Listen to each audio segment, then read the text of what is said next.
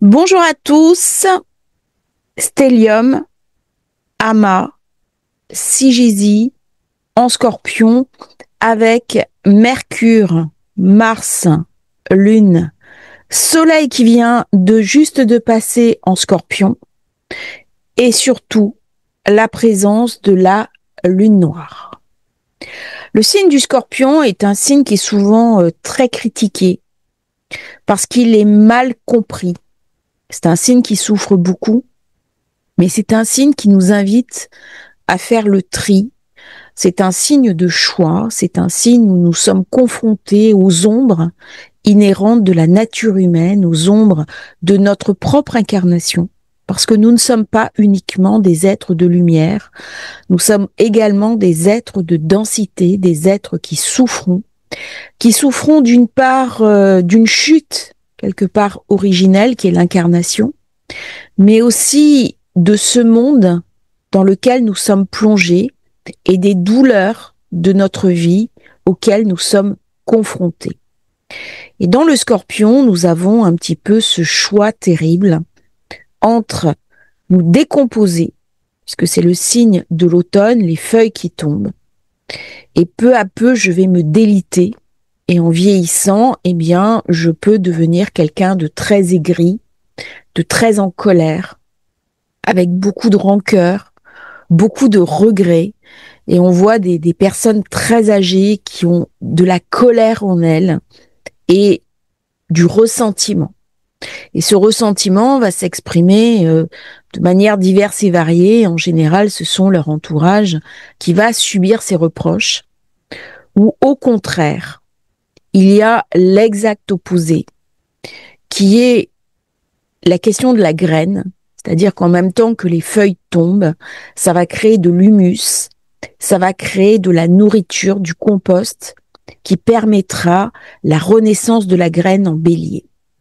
Et c'est bien pour ça que Mars signe les deux processus, le processus de transformation avec Pluton dans le Scorpion et le processus de renaissance de la graine dans le bélier.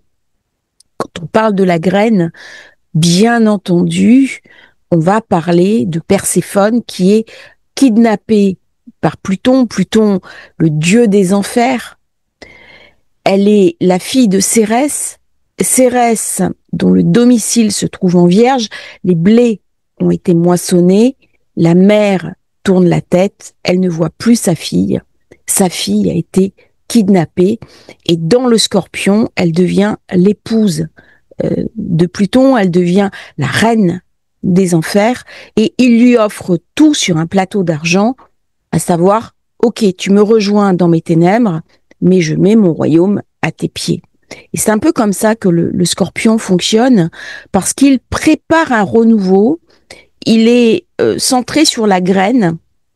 Alors cette graine, ça s'illustre de manière réelle mais aussi symbolique, puisque le Scorpion, au niveau corporel, au niveau de notre réalité humaine, signe l'ovule, signe le spermatozoïde et la capacité à rencontrer les deux et à joindre les gamètes pour qu'il y ait naissance de la vie.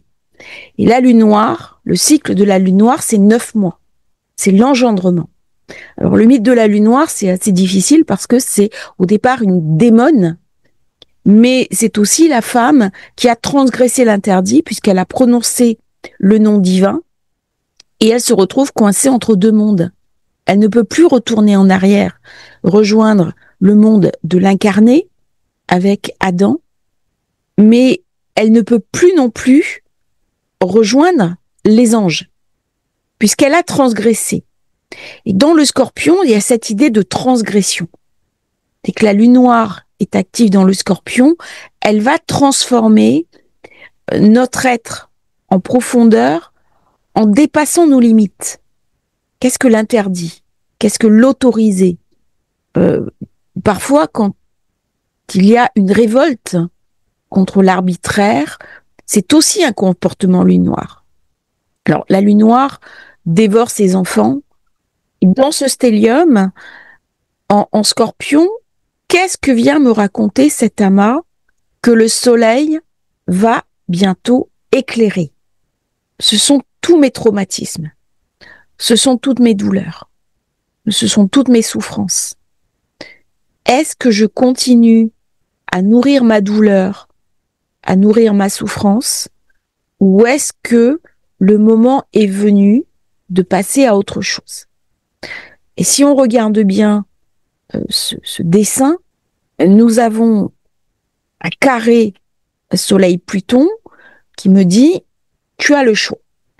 J'ai le choix entre ce carré Soleil-Pluton qui est le refus. Je vais continuer à me nourrir de mes souffrances, de ma douleur passée, parce que c'est mon identité, c'est ma lumière, même si elle me vient de l'ombre, ou au contraire, je renonce à mes douleurs du passé pour m'autoriser la vie et je rentre dans ce magnifique triangle entre Jupiter, Saturne, Neptune et cet amas en Scorpion. Et ma nouvelle lumière va passer par la transformation de l'ancien et la disparition volontaire de l'ancien. C'est une invitation à renoncer à tout ce qui n'est plus d'actualité, à toutes mes vieilles douleurs, que ce soit des peines de cœur, que ce soit des peines de vie, que ce soit des vieux traumatismes. Je vais alchimiser tout ça afin de préparer un renouveau qui va survenir dans quelques semaines et dans quelques mois. Et c'est cette capacité à créer une nouvelle graine, à protéger, à nourrir le renouveau qui est la spécificité du Scorpion, parce que sans le Scorpion, le Taureau ne peut pas porter la vie. C'est cet équilibre entre la vie et la mort, entre l'ancien et le nouveau, le vieil homme qui doit mourir et le nouveau qui doit apparaître, que va se situer cet amas en Scorpion. Alors bien entendu, le renouveau fait peur parce qu'il nécessite un changement. Il induit une transformation. Et cette triple conjonction Mars-Mercure, Lune noire, est renforcée par le passage de la Lune. Nous sommes juste après la nouvelle Lune de la Balance. Cette nouvelle Lune s'est déroulée à 28 degrés. Elle est sur la dernière marche de la Balance. Il y a déjà une énergie scorpionesque dans cette nouvelle Lune. Et cette Lune croissante est éclairée, bien entendu, par le passage du Soleil, aujourd'hui, le 23 octobre, qui vient tout intensifier. Il vient mettre la lumière, un espèce de spot sur ce qui nous empêche d'avancer, sur les fantômes de nos sociétés. C'est pas pour rien qu'il y a le procès en ce moment de la meurtrière de Lola. Toutes nos limites, tous nos résidus de société qu'on préfère ne pas voir vont nous être montrés. C'est valable à titre individuel, c'est valable aussi à titre collectif. Lorsque j'éclaire mes ombres, lorsque je les réalise, eh bien, ça fait partie du travail d'alchimie, de l'œuvre au noir, qui est la première marche de transformation de soi-même. Donc, ce sont des énergies très intenses. Le Scorpion est un signe de feu fixe, gouverné par Mars, par Pluton, avec Uranus en exaltation, qui symbolise les transformations profondes, tout ce qui est secret, puisque la graine se cache sous la feuille. Ça me parle aussi de pouvoir, et c'est toutes les relations que nous avons avec le pouvoir, avec notre individualité, avec notre capacité à nous affirmer, à prendre le pouvoir sur notre propre vie, mais aussi les crises qui sont des régénérations. L'adulte évolue par crise, un peu comme un serpent, qui est l'autre mythe du Scorpion, qui va changer de peau pour pouvoir se développer. Et cette idée de changer de peau amène bien cette vision du Scorpion où de toute façon, nous serons une personne totalement différente. Et nous le savons tous, dès qu'on a traversé des crises de vie, que ce soit des ruptures affectives majeures, que ce soit une grave maladie, que ce soit un cancer, que ce soit un grave accident de voiture, au final, lorsque nous avons accepté de guérir de cette épreuve terrible, nous ne sommes plus la même personne. Et ça va amplifier complètement ces thématiques. C'est-à-dire qu'au bout du compte, qu'est-ce que je suis devenue? Est-ce que je suis devenue un être de colère, un être de renoncement, un être de rancœur, ou au contraire, eh bien, cet ultime dépouillement a fait monter ma conscience, a fait monter ma lumière, non pas au sens où je vais complètement noyer le monde de lumière, mais plutôt une lumière douce, une lumière qui va servir de fil conducteur, non seulement pour ma vie, mais également pour les autres. Et la question du Scorpion prépare le guide que je vais devenir si j'accepte de passer dans le Sagittaire. Le Sagittaire, pour l'énergie Scorpion, c'est je rencontre le guide, au sens de je possède, puisqu'on est dans le secteur 2. Mais c'est aussi mon invitation à quitter les ombres profondes du Scorpion pour moi-même, en toute simplicité, parce que je connais le prix des choses, parce que je connais le mystère de la vie, eh bien, je vais me transformer dans le signe du Sagittaire et devenir moi-même un guide. Donc, Mars en Scorpion, il est chez lui. C'est une énergie guerrière, passionnée, intuitive. Par contre, attention, il y a un risque. Il y a un risque qui est la jalousie, qui est la manipulation, qui est aussi la violence. Mars dans le Scorpion, il a le choix.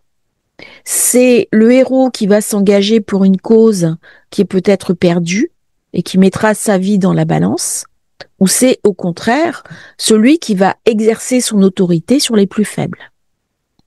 Mercure en Scorpion, c'est l'enquête mentale, la communication tranchante, c'est celui qui n'a pas peur de parler alors que tous se taisent, notamment dans les dictatures. Mais c'est aussi la pensée obsédante. Je peux m'enfermer dans des pensées répétitives et dans un univers très sombre. C'est un idéal pour débusquer des vérités cachées. On retrouve cette position chez des journalistes de guerre ou des journalistes d'investigation. Par contre, attention, parce qu'il peut y avoir aussi une volonté de détruire l'autre par le mot. Ce sont les mots assassins, les mots qui vont détruire l'autre. C'est aussi les ragots. La lune noire en Scorpion, c'est l'ombre féminine. C'est le tabou, l'interdit par rapport à sa propre féminité, à sa propre sexualité, à sa manière de vivre son érotisme. Elle va confronter aux blessures d'abandon, aux blessures de pouvoir. Est-ce que je suis libre de ma vie ou est-ce que je suis soumise ou soumis aux diktats des autres, alors que ce soit des diktats posés par mon entourage, mais aussi les diktats posés par la société ou l'opinion publique. Donc je suis invitée à trouver mon autonomie. Lune noire en Scorpion en dit beaucoup sur notre société actuelle. C'est-à-dire, pour un mot de travers, vous vous faites retoquer. Alors, vous avez plusieurs optiques. Soit vous vous taisez, soit vous défendez votre position dans le respect de l'autre, soit vous défendez votre position dans la violence. Et à ce moment-là, on est dans la confrontation. Ce qui est intéressant, c'est de développer la deuxième voie. C'est-à-dire comment je vais défendre mes oppositions en disant à l'autre, ce n'est pas toi que je mets en question, c'est uniquement une approche différente de la même problématique. Mais ton opinion est aussi valide que la mienne. C'est ce qu'on n'arrive plus à faire dans nos sociétés. On est dans des sociétés qui sont profondément tranchées, qui sont totalement polarisées. C'est-à-dire que si tu ne penses pas comme moi, tu es l'autre. Et l'autre peut être détruit. Il peut être sali. Il peut être infériorisé. Et là, ça va poser toute la problématique d'accepter l'idée de l'autre. Et ça peut se faire par la lune noire. Ça peut se faire en dynamique individuelle. Elle me laisse le choix, toujours. Elle se renforce considérablement avec Pluton. C'est une alerte sur toutes les dynamiques sociales toxiques. Et on voit bien comment les événements politiques en ce moment focalisent cette séduction un petit peu destructive, un peu toxique. Comme si on n'est pas tout à fait innocent, on n'est pas tout à fait coupable. Mais au final, ce que je vois, c'est une fracturation. Et lorsqu'il y a fracture, il y a une forme de danger parce qu'il n'y a plus homogénéité sociétale. Et pour faire société, pour vivre ensemble, il faut aussi une cohérence. Et là-dessus, la lune noire vient m'alerter. Et la lune en transit, elle m'amène ce côté émotionnel. Elle m'amène des peurs viscérales. Elle vient activer le stellium et amène des ressentis beaucoup plus intenses, des ressentis collectifs. Comment nous allons gérer tel problème? Comment je vais me positionner par rapport à tel problème? Je peux pas rester dans l'indifférence. Lorsqu'il y a la figure du monstre qui apparaît, je ne peux pas être dans l'indifférence. Par contre, le monstre est aussi un être humain. Si je dépersonnalise le monstre en le regardant uniquement sous l'angle du monstre, je vais moi-même me couper en deux. Par contre, si j'essaie de comprendre, non pas pour justifier, il ne s'agit pas de justifier, mais il s'agit de comprendre que derrière le monstre, il y a peut-être un traumatisme qui ignore son nom. Il y a un programme. Rien qu'en faisant ça, non pas pour justifier, ni même pour pardonner. On est au-delà du pardon. Avec la lune noire, on n'est pas dans le pardon. Ça vient me raconter ces histoires de liens, ces histoires de familles toxiques. Ça vient me parler aussi de la dangerosité, de la toxicité d'un lien familial et du manque d'amour. Le scorpion, il est assoiffé d'amour au même titre que le cancer ou le poisson, parce que c'est un signe d'eau. Et ce qui caractérise le signe d'eau, c'est sa fragilité, sa sensibilité. Alors, quand je parle de sensibilité, ce n'est pas comme une faiblesse. C'est une hypersensibilité. On peut très bien le gérer. Et le scorpion a tendance à surjouer. Alors, au niveau personnel, c'est les profondeurs psychologiques, c'est le courage pour affronter les ombres et donc guérir de ce qui nous a blessés dans le passé. C'est le moment idéal des discussions franches, de dire ce qui a été bloqué, de révéler des secrets de famille. Ce sont des aveux relationnels. C'est une période idéale pour commencer des thérapies. C'est un renouveau transformateur. Surtout que la nouvelle lune en balance va me parler d'un équilibre relationnel. Mais ça vient mettre l'accent sur des défis. C'est quoi ces défis? Eh bien, comment je vais parler aux autres? Comment je vais me resituer par rapport à un monde qui est de plus en plus sombre? Comment je vais dépasser cet antagonisme d'Uranus qui est en face en taureau? Donc ça peut amener bien sûr des chocs, des confrontations d'idées, des explosions. J'ai un carré Soleil-Pluton qui m'amène des tensions hors contrôle. Et pourtant, je suis invitée par ma transformation personnelle à garder le contrôle. C'est vraiment le moment des engagements. La libération des tabous, se réapproprier la parole, la liberté de la parole. C'est aussi la fin de la demi-mesure. Je ne peux pas être uniquement dans le politiquement correct. Il y a des manières dont je vais parler, dont je vais dire les choses. Il y a des dangers qui touchent la société, qui vont être révélés cette semaine et semaine prochaine. Il y a des menaces et ces menaces vont être vues, elles vont être visibles. Donc, quelles sont les menaces dans ma propre vie?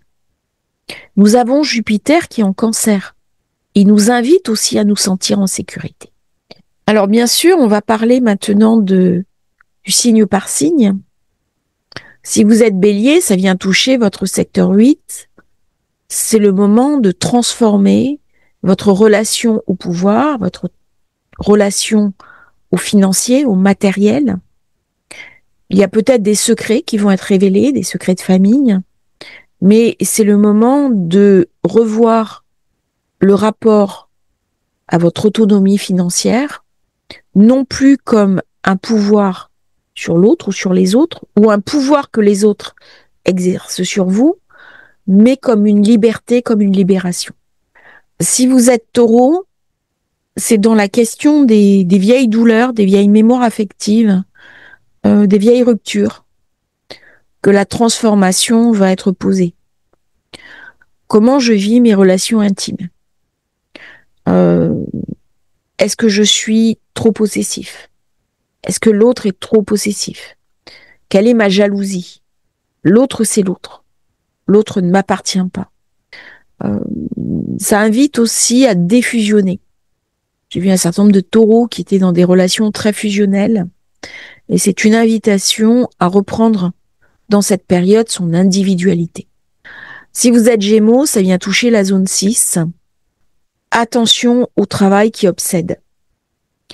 Il y a un équilibre mental à surveiller durant cette période. Il y a un stress, une anxiété, une peur à révéler, à regarder en face et peut-être lancer une thérapie pour mieux passer la période. Si vous êtes Cancer, la transformation se fait dans la zone affective. Comme le Taureau, on est invité à guérir des vieilles blessures du passé, à passer à autre chose. Comment je vais pouvoir m'aimer? C'est une période où on peut guérir aussi de blessures familiales, de blessures si on a un lien toxique avec sa mère. C'est le moment d'en guérir. C'est le moment de passer à autre chose. C'est le moment aussi de reprendre en main sa propre créativité. Il peut y avoir une rencontre affective dans cette période qui sera basée sur l'intensité érotique. Si vous êtes Lion, ça va toucher bien sûr le foyer, la famille, et ça peut marquer une crise qui va permettre de guérir les racines. Qui je suis? Quelle est mon identité familiale? Quelles sont les pages que je dois tourner? Je dois peut-être me désidentifier de ma famille d'origine, ne pas reproduire leur schéma toxique. Comment je vais pouvoir faire le tri entre ce qu'ils m'ont transmis et ce que je dois incarner dans ma réalité? Si vous êtes Vierge, c'est le moment de transformer sa communication qui peut être difficile. Est-ce que je vais accepter de parler? Comment je vais pouvoir m'aligner sur ma propre vérité, sur ma propre authenticité? La Vierge est un signe qui rêve de perfection. Eh bien, quand on est authentique, on n'est plus dans la perfection, mais on est dans la réalité. Et du coup, ça va amener le côté un petit peu révolutionnaire, le côté très transformateur. N'oublions pas que Vierge et Scorpion sont deux signes très proches. Et donc, quand j'ai une activation forte dans le Scorpion, la Vierge va le ressentir et réciproquement. Si vous êtes Balance, ça va mettre bien sûr l'accent sur le secteur 2. Quelle est ma valeur? Ma valeur personnelle? Quelle est ma capacité à me faire confiance? Indépendamment du matériel, indépendamment du financier. Je ne suis pas mes avoirs.